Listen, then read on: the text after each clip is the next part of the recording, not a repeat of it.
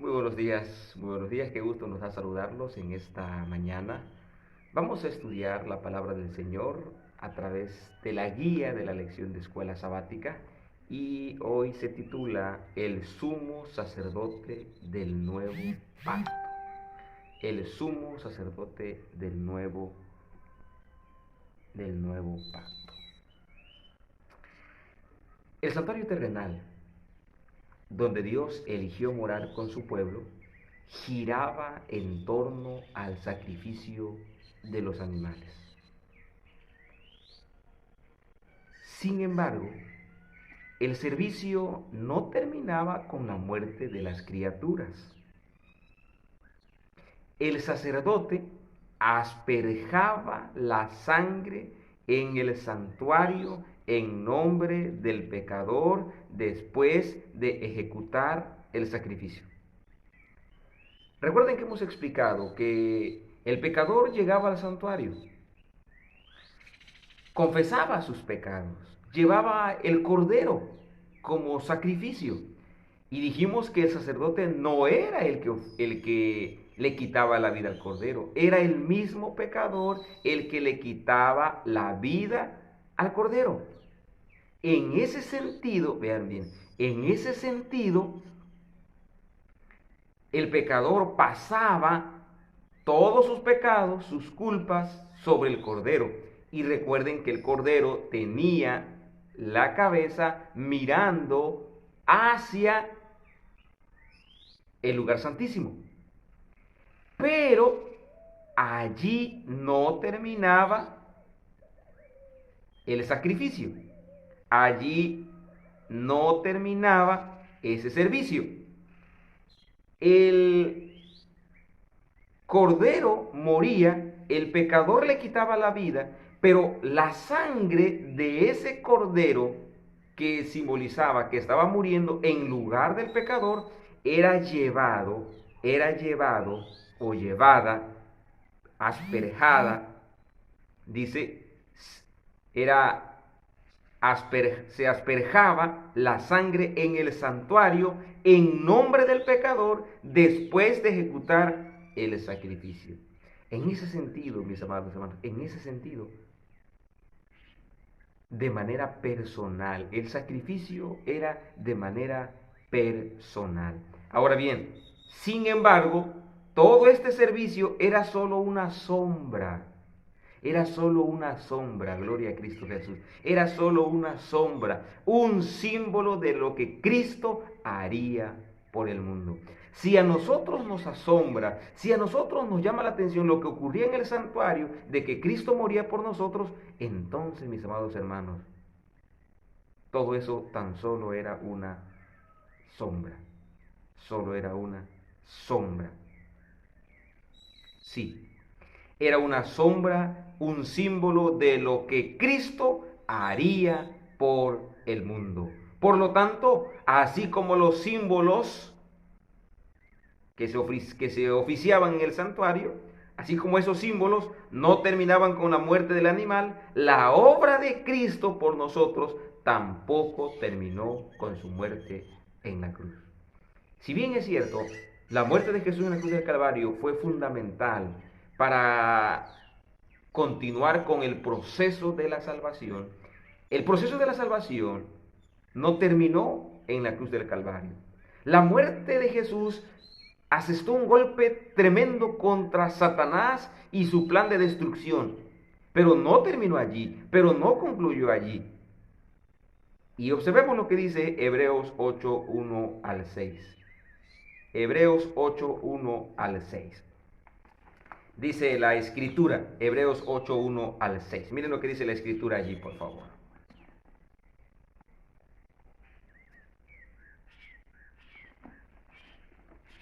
Hebreos 8, 1 al 6 dice, ahora bien, el punto principal de lo que venimos diciendo es que tenemos tal sumo sacerdote, el cual se sentó a la diestra del trono de la majestad en los cielos, ministro del santuario y de aquel verdadero tabernáculo que levantó el Señor y no el hombre. Porque todo sumo sacerdote está constituido para presentar ofrendas y sacrificios, por lo cual es necesario que también éste tenga algo que ofrecer. Vean ese asunto. Así que si estuviese sobre la tierra, ni siquiera sería sacerdote, habiendo aún sacerdotes que presentan las ofrendas según la ley, los cuales sirven a lo que es figura, y sombra de las cosas celestiales, como se le advirtió a Moisés cuando iba a erigir el tabernáculo, diciendo: mira, haz todas las cosas conforme al modelo que se te ha mostrado en el monte. Pero ahora, tanto mejor ministerio es el suyo, cuanto es mediador de un mejor pacto establecido sobre mejores promesas. En estos versículos, mis amados hermanos, nosotros encontramos algo bien claro, bien definido. Primero, es notable observar, mis queridos hermanos, el contraste entre los sacerdotes, que eran los seres humanos, pero también el contraste con el sacerdocio que Cristo iba a realizar. Por un lado tenemos que los sacerdotes en el santuario tenían que ofrecer sacrificios por ellos mismos. ¿Por qué? Porque eran pecadores. ¿Por qué? Porque eran pecadores. Eso es interesante.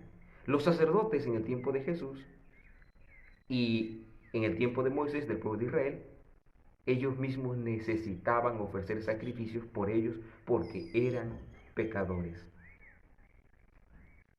Pero cuando nosotros llegamos al nuevo pacto con Cristo Jesús, cuando nosotros llegamos al nuevo pacto con Cristo Jesús, Él va a oficiar en un santuario, pero no en el santuario terrenal que fue erigido por el hombre, sino cuando Jesús murió,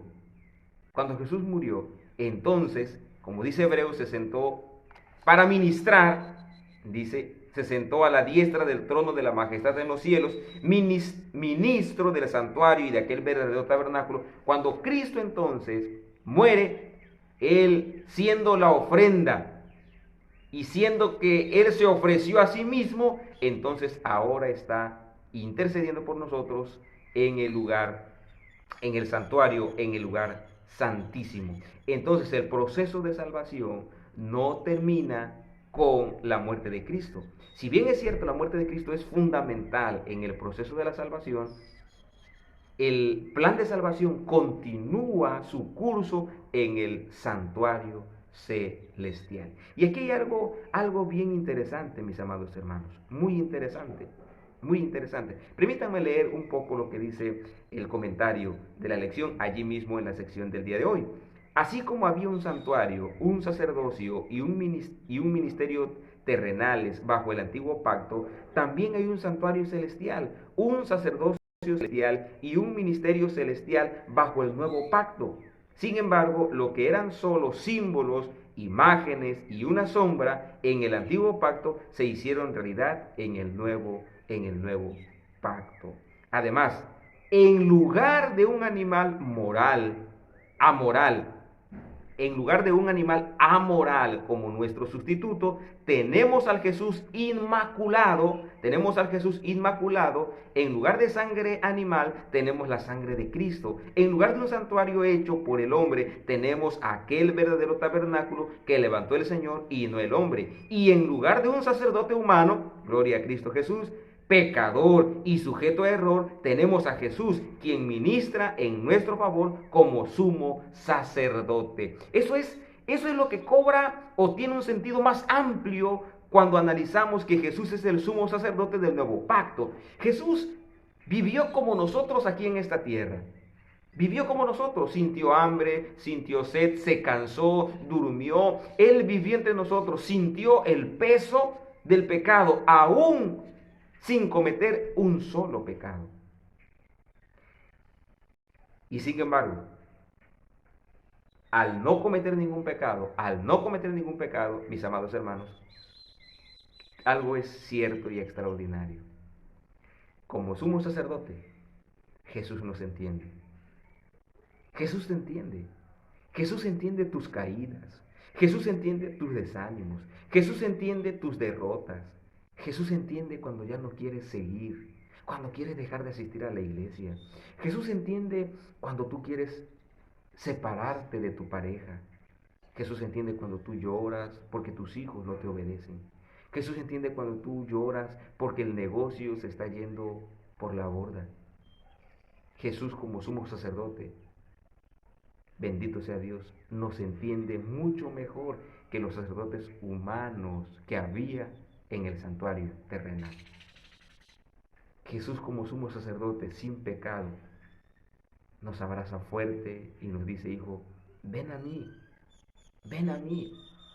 que en el santuario hay oportunidad de salvación para todos.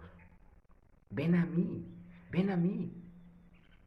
que hay oportuno socorro para todos aquellos que vienen y se acercan al santuario con confianza, confiadamente. Vengan a mí. ¡Qué maravilla, mis amados hermanos! En ese sentido, el sumo sacerdote del nuevo pacto es mucho mejor que el sacerdote que había en el santuario terrenal.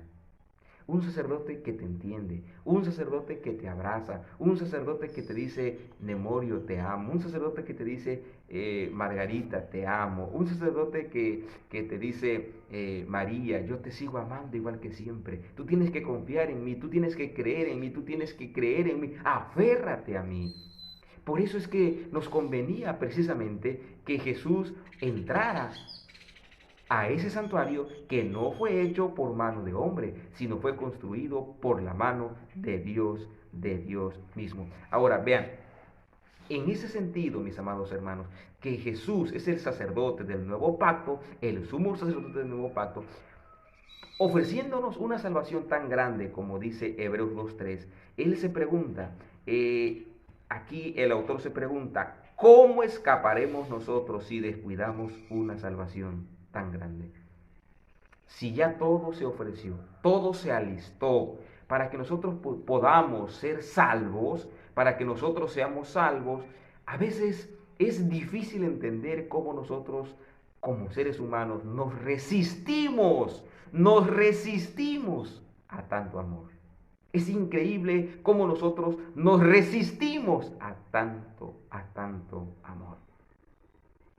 Tenemos una salvación al alcance de nosotros, una salvación al alcance de todos. Es increíble cómo es que nosotros, eso es increíble, no lo entendemos, mis amados. Dios mismo, que nos ama tanto, no nos forza, pero es increíble cómo nosotros nos resistimos a una salvación tan grande. Ahora, por eso Hebreos 2.3 dice: ¿cómo escaparemos nosotros si descuidamos una salvación tan grande? ¿Cómo escaparemos nosotros si descuidamos una salvación tan grande? ¿Cómo? ¿Cómo escaparemos? O sea, somos culpables, porque ya vimos, Jesús murió por nosotros. O sea, en la cruz del Calvario, quien tomó el martillo para clavar a Jesús fui yo. Fui yo. Fuiste tú. Nosotros fuimos quienes le quitamos la vida a Jesús. Él murió en mi lugar. Yo era el que merecía morir. Pero Jesús dijo: Nemorio, yo voy a morir por ti, hijo, porque yo te amo tanto. Por lo tanto, en el santuario celestial tenemos un sumo sacerdote que es sin pecado y que él mismo fue quien se ofreció a sí mismo para darnos, para asegurarnos la salvación eterna. Por favor, mis amados hermanos, no descuidemos nuestra salvación. En la semana pasada yo les decía que no descuiden su salvación, no descuidemos nuestra salvación. Sigamos esforzándonos, sigamos avanzando, porque ya estamos por llegar a casa. Sigamos esforzándonos, porque ya estamos por llegar a casa. Ya estamos por llegar a casa. Esta mañana entonces no nos resta a nosotros sino agradecerle a Dios por ser nuestro sumo sacerdote. Un sumo sacerdote que nos entiende, un sumo sacerdote que también fue la ofrenda. Eso es interesante. Jesús, como sumo sacerdote, ahora tiene la función de ser nuestro sumo sacerdote, pero también fue la ofrenda misma. La ofrenda misma. ¡Qué maravilla!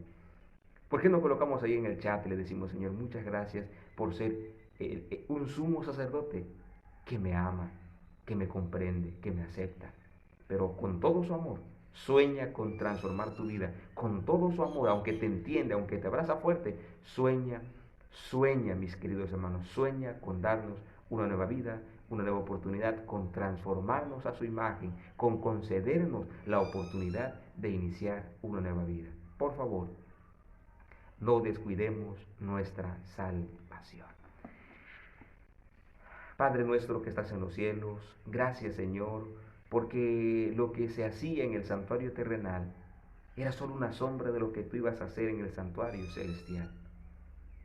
El sacerdote recibía las ofrendas, los sacrificios que llevaban para que el pecador saliera perdonado. Pero en el santuario que levantó Dios, la ofrenda fue Jesús. El sumo sacerdote es Jesús. Pero ese sumo sacerdote es sin mancha, es puro, no hay pecado en él. Y ese sumo sacerdote ahora me dice a mí que entre confiadamente al trono de la gracia de Dios, que aún siendo sin pecado me entiende, me abraza y sueña con transformar mi vida y sueña con que yo more con Él por toda la eternidad. Padre, ven a tus hijos que están allí en sus hogares, conoce sus luchas, conoce sus desafíos, conoce sus lágrimas, conoce cuánto sufren a causa de las malas decisiones que tomaron en el pasado, conoce cuánto sufren a causa de alguna enfermedad. Tú nos conoces, Señor. Abrázanos fuerte, por favor. Abrázanos fuerte. Te necesitamos, Señor. Te necesitamos. Gracias por tu amor infinito, por tu bondad. En el nombre de Cristo Jesús. Amén, Señor. Amén. Mis amados hermanos, que mi Dios los bendiga, que mi Dios los acompañe. Sigamos disfrutando del don maravilloso de Dios que nos ofrece, que es la salvación. Vive feliz, sé feliz, sé feliz. Que Dios te bendiga en este día, que Dios te acompañe. Hasta pronto.